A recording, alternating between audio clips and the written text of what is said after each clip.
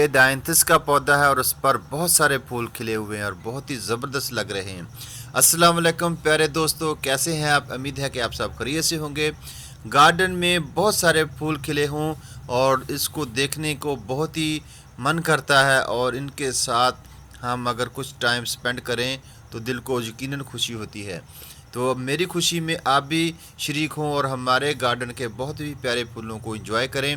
ये dog flower हैं जिनमें पिंक और येलो कलर है और इसके साथ एक गमले में मैंने पेंजी का प्लांट भी ऐड किया जो कि और ज़्यादा इसको खूबसूरती को बढ़ा रहा है। तो दोस्तों, डॉग फ्लावर अपनी ही खूबसूरती में एक अलग पहचान है फूलों में।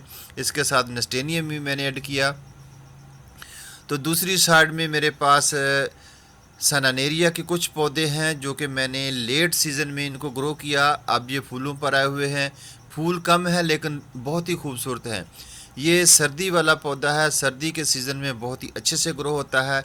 लेकिन अब जो मार्च के महीने में जितनी गर्मी हो रही है, इसमें इनके पत्ते बर्न हो रहे हैं, लेकिन फिर भी मेरे गार्डन में ये फूल और ये पौधे बहुत ही सेहतमंद और हेल्दी हैं क्योंकि मैंने इन पर पेस्टिसाइड जहर का स्प्रे किया और इनको शेडी एरिया में रखा जहाँ पर इनको प्रॉपर साया फराम होता है। इनको 2 घंटे की धूप मिलती है।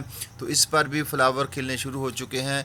यानी गार्डन में अगर मेहनत की जाए और फूलों की देखभाल अच्छे तरीके से की जाए तो हम शुरू और आखिर में हर तरह के फूल ले सकते हैं। तो देखें दोस्तों कैसे ग्रीन लीव हैं इसके, बिल्कुल हेल्दी हैं।